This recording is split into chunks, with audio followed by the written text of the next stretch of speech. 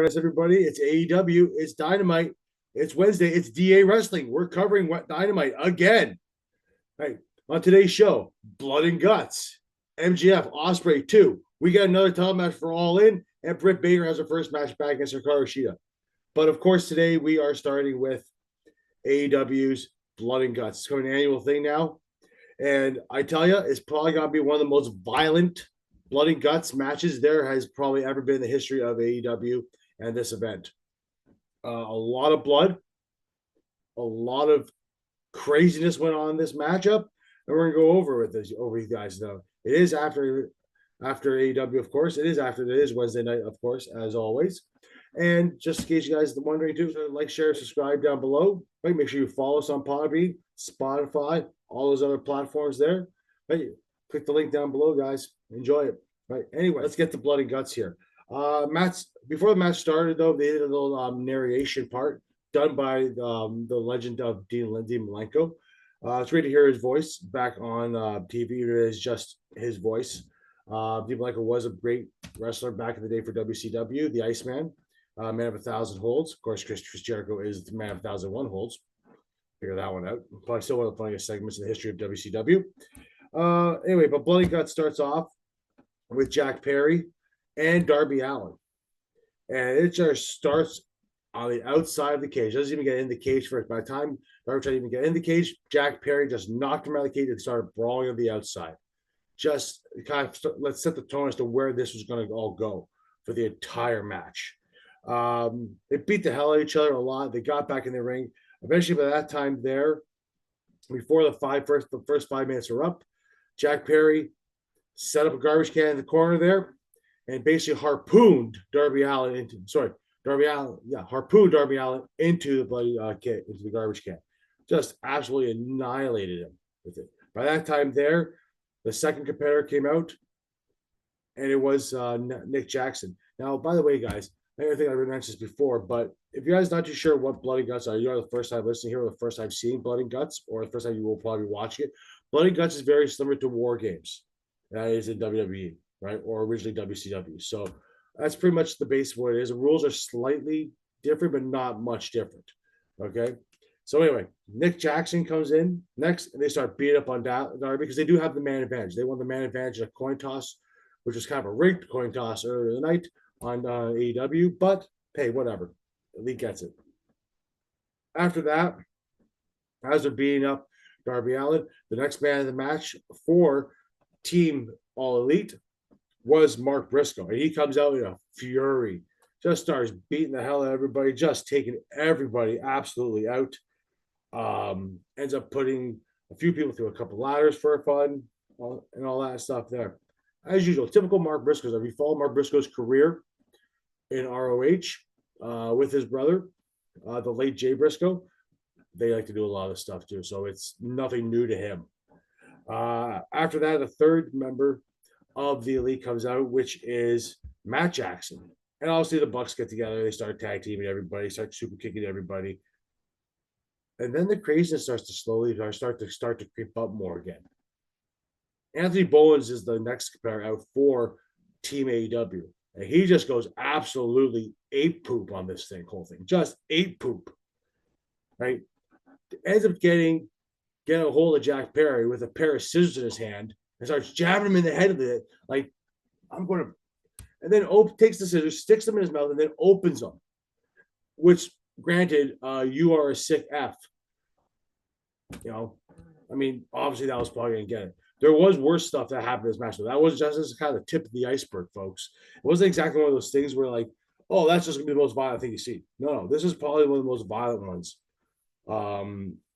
And a lot of, like I said, a lot of blood, a lot of bodies getting beaten the hell out of here.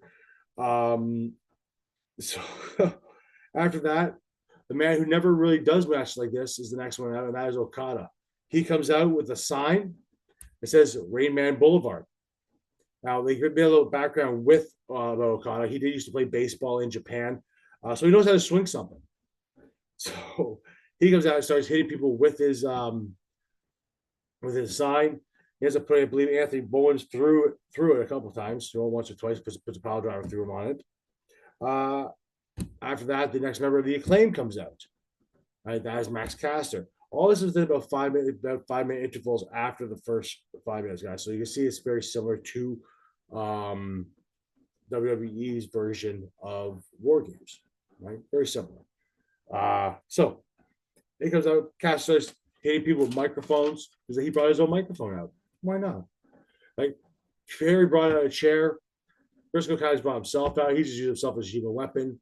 Nick Jackson brought out, I believe, it was also a briefcase, which we'll get to the contents of that briefcase later, too, by the way. Fifth man out, and the last man for Team Elite was Hangman Page. Now, Hangman didn't come out right away, though. Hangman stood in the back and he waited. Because shortly after that, after the 5 minute mark, Swerve Strickland came out. And he came after Swerve Strickland right away. This whole thing was literally just to get Swerve Strickland. That's the only reason why he teamed with Elite. It's the only reason why he did any of this stuff. And it got shown tonight. It got revealed, really, tonight. He's beat the hell out of Swerve Strickland. He did handcuffed him to a cage. And by the way, this is the first time first time in this match that someone will get handcuffed to a cage. He gets handcuffed to a cage. He's saying he has no right to be the champion. He doesn't deserve it. And he starts beating the hell out of him. To the point where they wanted to get the match officially started because, like War Games, you cannot have anybody else as soon everybody has to be in the ring, and then or out there, and then the match officially begins. So Matt Jackson starts yelling at Hangman Page, saying, "What are you doing? What are you doing? Stop! If you don't get in here, it's not part of the deal. If you don't get in here, right, you're suspended again." Doesn't even ring a bell on him. He just doesn't care. But then Matt Jackson says, "You don't feel this. The deal's off, and you're getting fired." Hangman stops, thinks for a few seconds, and says, "You know what? I guess he just goes on and goes go on side." Goes aside, starts going through everybody too. It's basically 5-on-4 the entire match. The gate is locked. You can't get in. Meanwhile, they're trying to get Swerve Strickland uncuffed from the cage. Jeff Jarrett comes out, as well as Billy Gunn. Right? They try to get him out. Unfortunately, they can't get him out until Prince Nana comes in, and he brings some bolt cutters and breaks the thing and gets him out with the bolt cutters. Swerve is still locked out though. He can't get in. What Swerve ends up doing, what they end up doing is they end up bolt cutting the cage, so they open the cage wide open to allow him to get in. Right before that, though, just to let you guys know, Brandon Cutler tried to stop him from doing this stuff, but he got a guitar to the head for his troubles. Sorry, Brandon Cutler, you're just an overall jobber, buddy. At this point, good for you though. You got hit by a chair by guitar by Jeff Jarrett. Congratulations. I'm pretty sure it's a thrill for him. I mean, most people probably would be at this point. Jeff Jarrett is a legend, so why not? And then it starts getting a lot more violent of this. Hangman is like, let's go. So they start beating up everybody.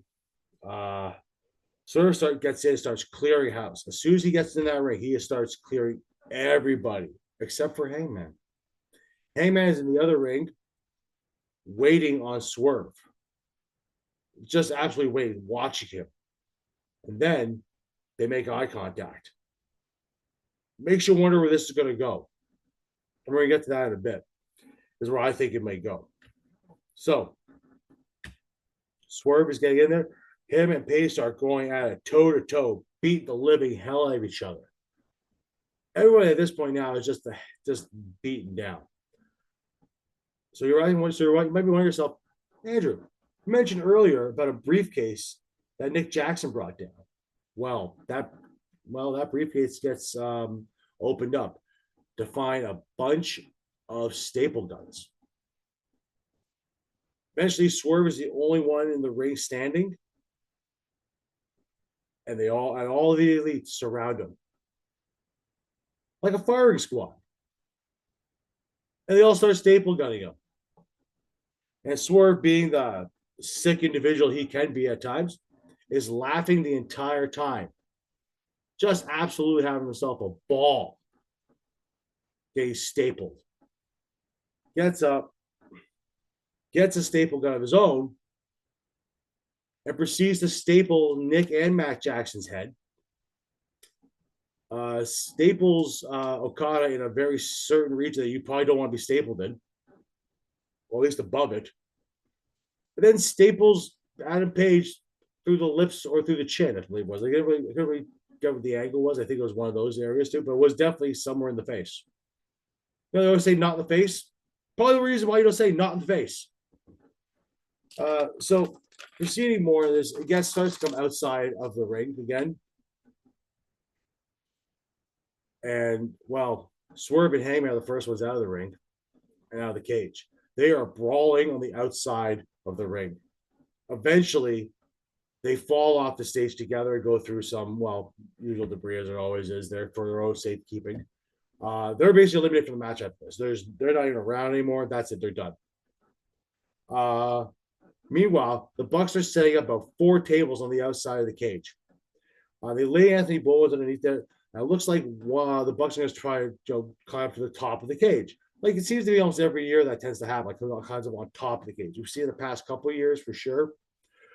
This happened this time though. Bowens gets her out from underneath the table where they placed him under and climbs up the ladder to the top of the cage, but he doesn't get quite to the top. Him and Matt Jackson start fighting while climbing up the cage. Eventually, Matt Jackson hits Bowens right off the cage and he goes flying right through all 4 tables. Just a giant, absolute mind blowing. Right? Hopefully he's okay. Hopefully he's perfectly fine.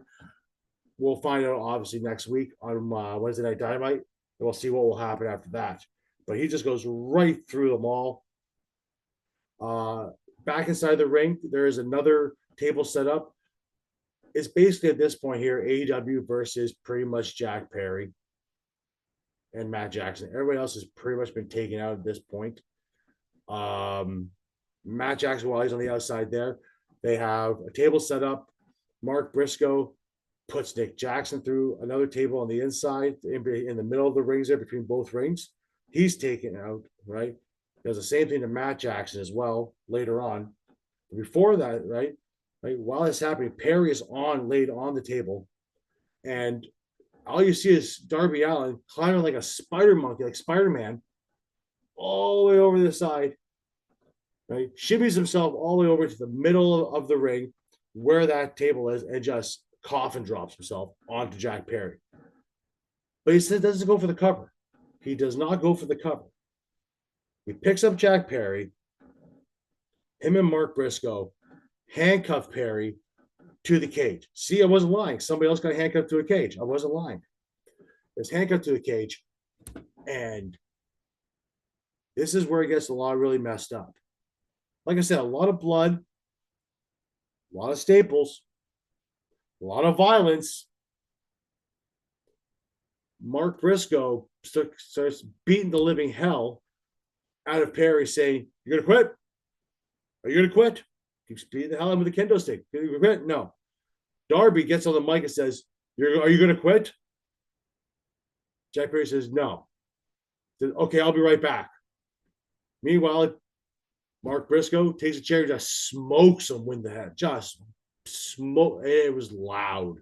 It was like something you could hear pretty much through the arena if you were there in Nashville. Darby comes back, and this is where our statistic comes out. He comes back with a thing of gasoline, a throwback to Anarchy in the Arena a number of months ago. He pours the gasoline on Jack Perry. And he's walking around all maniacally laughing and crying, like, hee, hee, hee, all these little things, like a sick freak. And decides, instead of like asking if he quits, he comes out with a lighter, a barbecue lighter, and says, "You gonna quit?" Jack Perry says, "No." If you don't quit, I'm going to light you on fire. But before that, he goes, "I want a TNT title shot at All In." And Perry's like, "I'm not doing it. There's not a way in hell. Light me on fire." He's like, "I'm just going to burn myself. That's fine." Right? Matt Jackson says, "Okay, this is going far enough." He goes, "What do you want? You want the match? Is that what you want? You want the match?" And Darby's like, "Yeah, I want the match." Matt Jackson gives Darby Allin the match against Jack Perry for the TNT title at All In at Wembley. After that, Darby says, I want the win too, or I'm going to light him on fire.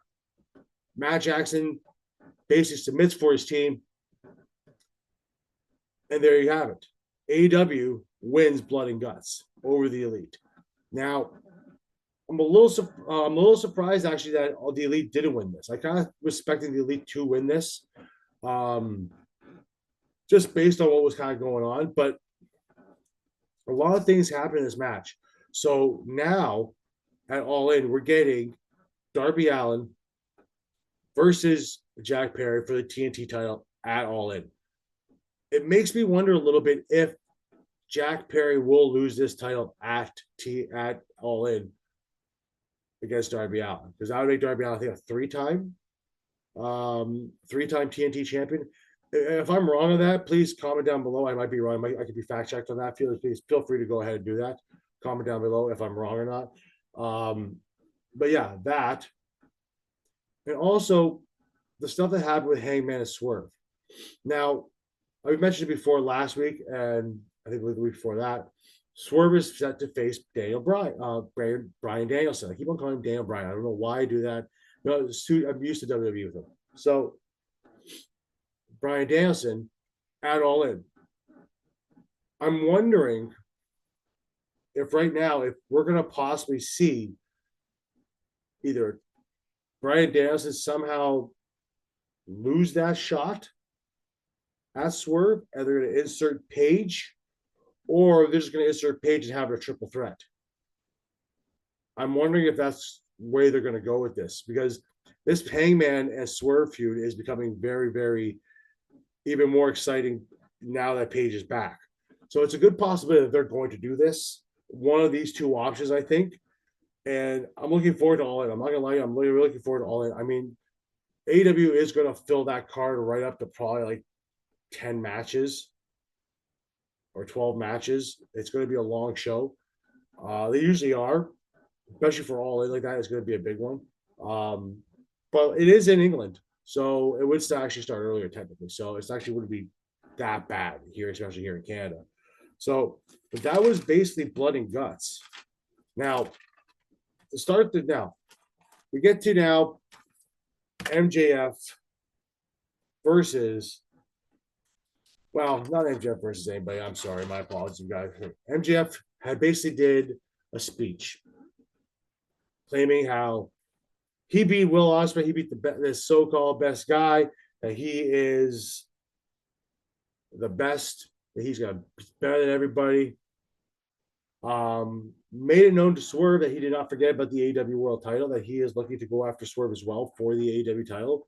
It almost looks like MJF is looking to hold two titles at the same time. Basically, after a little bit, though, he starts explaining how it's a stupid title, international title. It's very stupid. It should be a different title. So he takes the international title, and he throws it in the trash. Very ominous to, if you look at the old WCWs, when Medusa, or aka Alondra Blaze, tossed the WWE Women's title into the trash live on TV. It seems to be a thing sometimes. So he says, we need a new title. I don't want to wear this international title. It's stupid. And he unveils what he's calling the American Championship. Okay. Now, they tried to kind of plug it a little bit all night, but it wasn't really taking, right? The American Championship. He badmouthed a lot of Will Osprey on this too, saying that Will Osprey's grandmother passed away, and that it's basically that, it's good that she's dead. She'd have to see this and see him and all these things. It kind of ripped on his grandma. It's a little much. I mean, I like MJF. He is hilarious, but I understand his character, but that's a little much. Basically, after this was over, well, what am I saying there? Osprey comes out and just starts ripping into MJF, saying, "Oh, you want to know what really happened? Oh, how the match was going? You were gassed. And the only way you could be if you stuck your hand down your pants around your small dingaling. He told me how a small dingaling, and pulled out his diamond ring and laid out Osprey. That's how he was won. MJF, got really insulted the fact he called a small dingaling. We didn't really care the fact he told me he cheated, but we got more upset the fact he called him tell me how small dingaling. So Osprey simply says, at now on All In. I talked to Tony Khan at All In at Wembley. It'll be home field advantage for me because it's going to be MJF versus Will Osprey for the international title. So we're getting Osprey versus MJF at Wembley. But Osprey's not the champion this time around. It's going to be more this time, what we thought kind of earlier. It's going to be MJF as the champion versus Osprey. So it'll be interesting to see how this one gets booked. I possibly the Osprey's going to win this back, or is it going to be along the lines of MJF retaining? Let's just see what happens. It's going to be very interesting to see what happens on the show. But I'm looking forward to it. We're getting 2 new title matches announced for that game. So moving on. Britt Baker had her first match back, and she looked good. She didn't look like she had any rust at all. She faced her old nemesis, Hikaru Shida. It was a really good match, right? Good first match back.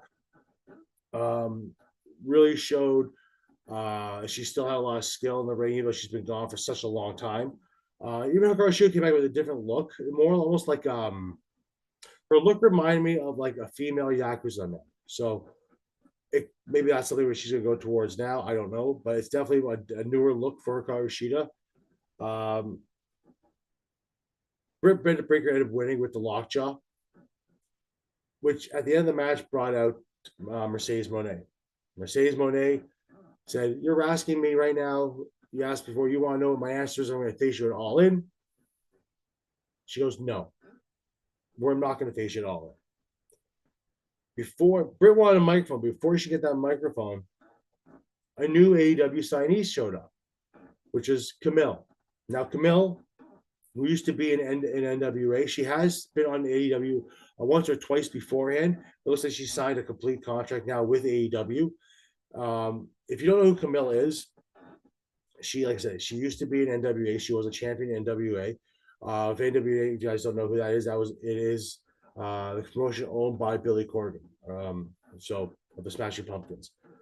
She used to be a softball player. She's a bodybuilder, very tall, beautiful looking woman who was very well skilled in the ring. And so, yeah, so she is now, and she was actually, if you want to hear too, she was trained by the Dudleys. So she does know what she's doing, and she also spent a little bit of time and Lucha Libre AAA worldwide in Mexico. So she has been around a while. She is not just some random person nobody knows. She has been around in the wrestling industry for number of years now. So I was looking forward to see what she had. Looks like she's aligned herself with Mercedes Moné as a possible bodyguard-like type kind of woman. So hey, why not? Right? It's a good way to introduce her, good way to keep her. Britt Baker will probably have to go through Camille in order to get to Mercedes Moné, but we have time. Like All In's not till August 25th, I believe. So there is time. We're not even in August yet. So we're still about a month away. So I'm sure that's probably going to happen. After that, we did get a little bit of a promo from the Patriarchy, who are the new trios titles. They won them on Collision on Friday over the Bang Bang Gang, which is kind of dumb how they stripped them of it. Then they had to fight for the titles again. It's silly. It was just silly booking on that part. I don't understand why they did that. But they called about it. Little thing there with the youngest lad is going to go in like some kind of number one contenders battle royal thing. Who cares? After that, we got Pac into just a basic match. Basically, fought a jobber, nothing too crazy. Really fast match, really quick. Basically mentioned a lot though too how Pac is also the number one contender for the international title. So what they're going to do there, I'm wondering what they're going to do with that. Now I'm assuming Pac's probably going to have that match sometime soon, maybe the next couple of weeks. I don't know if they want to just clean that up beforehand, but they may want to do that. or they're maybe going to wait till after Wembley. But I know Pax made mention that he wants to be at Wembley, so it is a good possibility he is inserted in that, but probably not. I don't think you really need Pac to be in that match to be inserted, unless you want to continue that storyline with Will Osprey and MJF after. And they say you have Pac probably just eat the pin. But who knows? I think maybe you should give Pac the chance to be at Wembley. So I'd be okay with him being in a triple threat match with Osprey and MJF. I think it'd be a lot of fun. So that's kind of what I think about that. For the show though, we get to the first match finally. After all this, it's Chris Jericho versus Minoru Suzuki for the FTW title. FT title W rules. Basically, there are no rules. The only thing that was rules that was that Jericho's henchmen were banned from ringside. That's it. Fun match. Two legends of sport both have. Minoru has 36 years experience in wrestling. Jericho's got like 34. So it's a very veteranized match. Suzuki basically tried to break Jericho's hand and fingers the entire time. Eventually, Jericho did win though with the Judas effect. At the end of the match, though, almost like Suzuki no sold. He's almost sold most of the stuff for Jericho. To be honest, they started off slapping a lot. Right, it was a lot of fun just to see like how hard Suzuki slaps and how hard Jericho can slap, and it was a good time. It's a lot of fun.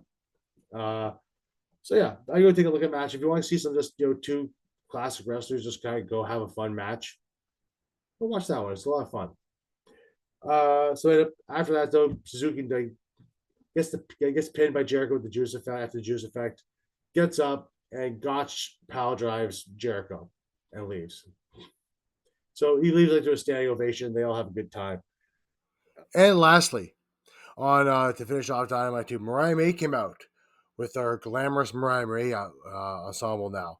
Had a quick match there. I think it's basically a North Nashville jobber. At the end of the match, they played Toni Storm's music. Everybody thought Toni Storm would come out. She did, but not down the ramp. Mariah May was laughing, having a good time. It turns out Toni Storm came right behind her in disguise. Had a look of sheer horror and anger on her face. And just went at Mariah May. Mariah May, they fought each other. And all you can hear is Toni Storm got a mic while they're backed in the corner, all security being covered around her, says, "Are you ready to die? Because I sure as hell am." So Mariah May versus Toni Storm just got a lot even more interesting. So it's gonna be interesting to see what goes on with that match on at AEW All In. And once again, that was AEW Dynamite. Have a good night. All in all, AEW Blood and Guts, which is become like I said an annual event, is a lot of fun. Probably one of the most violent ones I've seen. They usually tend to be pretty violent for the most part. Like I said, they're definitely not. It is very similar to War Games, but not War Games. WWE wise isn't really as bloody, even though WWE has started incorporating a little bit more blood in their programming. Again, AEW just goes full on out of this stuff. It was very, very violent. So if you are squeamish to a lot of those things, maybe you may not want to watch that much. But I do advise you to watch though anyway, even if it's too screamy for you. But no, it was all in all, it was a good show. Looking forward to next year's probably. See who will be doing it next year. I know, if I'm correct, Darby's done like 2 now. I believe the Elite have done. I think it's the first one actually. But yeah, all in all, said Blood and Guts, good show. Feel free to take a look at it. That's basically what's Dynamite, folks. Other than that, nothing else really going on in the wrestling world today from what I've seen or what I gathered. Other than this stuff here. Going forward, so it probably will just be me, as Doug mentioned on our Monday night review. Unfortunately, guys, yeah, Doug's going to be away for the next little bit. He's in the process of moving to a newer house. Just a guy who does once in a while. So, but yeah, thank you very much for enjoying it. Make sure you like, share, subscribe. Hopefully, you're gonna take a look at this video right down below here. It's a good time. Hope you enjoy it. Have a good one. Bye.